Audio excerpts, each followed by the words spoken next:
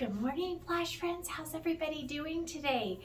We have got Miss Haugen's phone, and so we're gonna roll with our assessment today and some more journal chicken facts and our journal page here.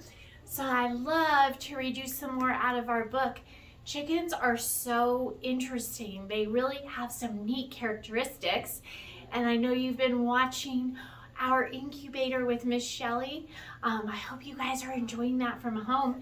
We're getting closer and closer, right? I think we have about 13 more days till hatch. So I'm gonna read you again out of our nonfiction book.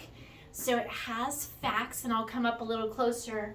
And I have the camera set back a little bit so we can get you set for your writing assessment.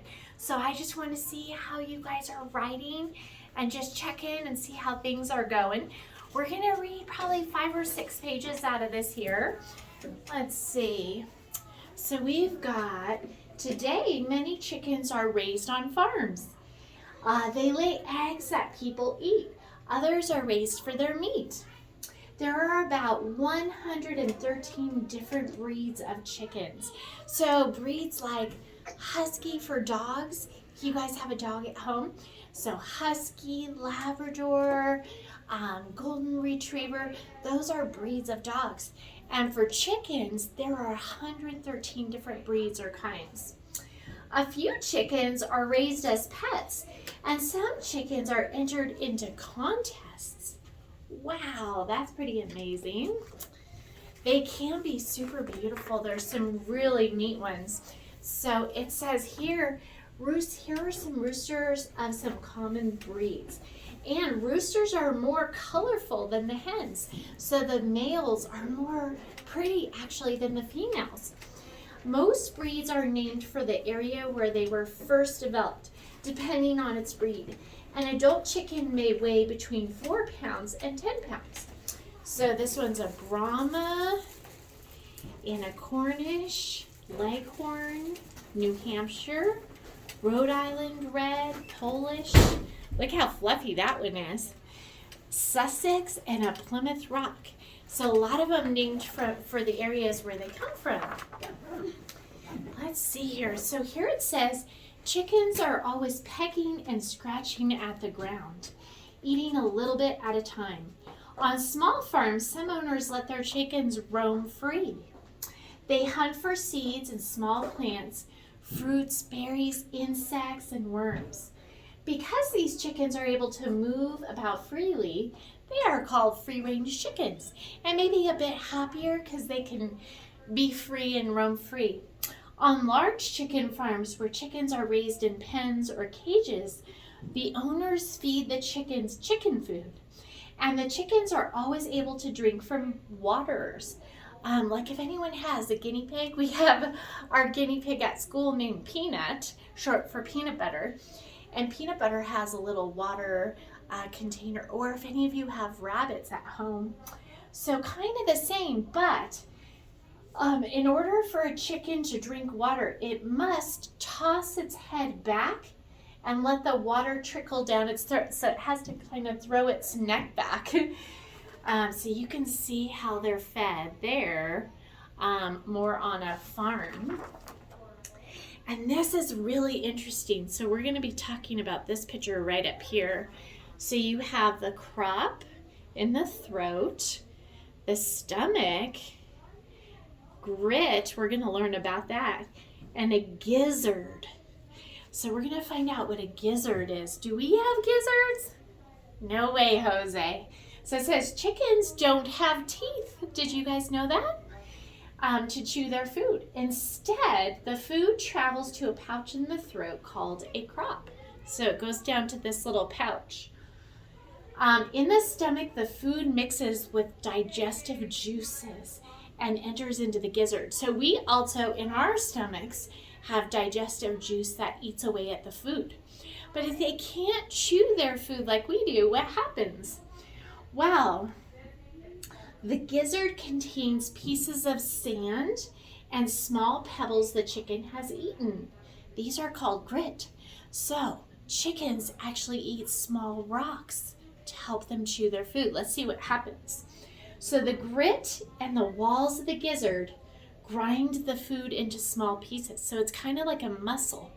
So with the rocks that the chicken has swallowed, it sort of chews up the food in the gizzard. Isn't that neat?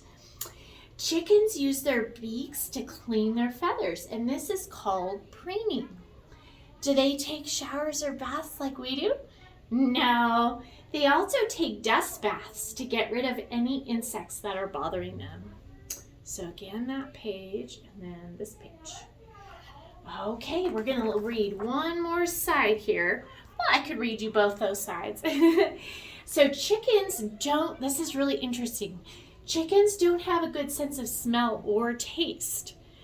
They do have really good hearing. So we were talking to the children when the chicks hatch. Can we be loud? No, because they have very sensitive ears and it upsets them when there's loud noises. Oftentimes I'll also keep the lighting down just so that they feel peaceful.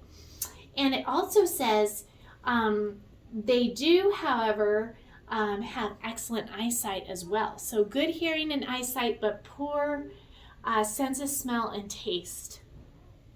When nighttime comes to a small farm, the chickens are put in a chicken coop, and they like to sleep up on a perch. This is called roosting. The chickens don't have good night vision. Inside their coop, they are safe from any nighttime enemies such as weasels, foxes, and raccoons. Those would be their predators, right? Oh, good. I hope you enjoyed those facts. Now I'd like to get you ready for your writing assessment. So let's see here. First step I wanted to do would be your writing strategies. And when I take a look at your writing, you can, I'm going to be checking for your writing strategies. So let's do those together, okay? You ready? We are learning writing strategies. We are learning to capitalize. We are learning to finger space. We are learning to stretch out words. We are learning to write between the lines.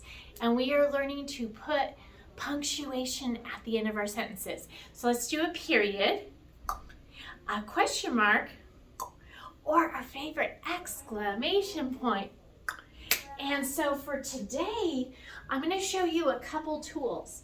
So when you do your writing, you are most welcome to use like a little chart like this with your ABCs that you have at home to help you find and stretch out the letters.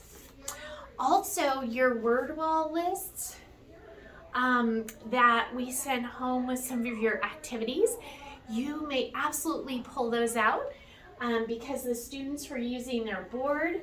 And I also have one of these lists. It usually is in a binder. So what it has is the letters of the alphabet and different words that begin with those letters that we've studied.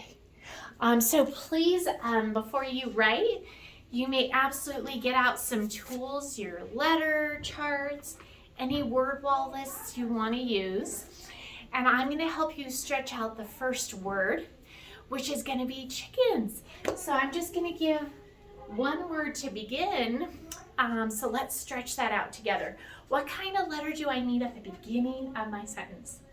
A capital, right? So we're going to do a capital ch. What two letters make the ch sound? C and H. Ch, I. I says I, right?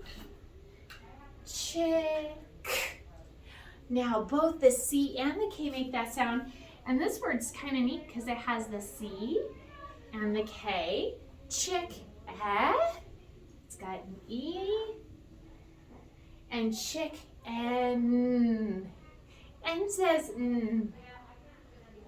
And final letter, chickens, S. And now you can decide what type of sentence you would like. I kind of started our friends with some ideas, so you could do like we did for penguins, like Chickens can they fly? Chickens eat. You can talk about what they eat to help them chew their food. Chickens are. So you can make any sentence that you like, and then make sure to draw me a picture with nice colors. You can start with pencil, but I'm looking for 5 or more details. And then I would love for you to send this back in your folders when you drop them to the school, and then I'll take a look at them. And we're gonna do one more of these next week as well, so I can just get some feedback and check in on your writing. I hope you guys are enjoying watching the incubator and the eggs, and I hope you have a wonderful weekend. Thank you so much.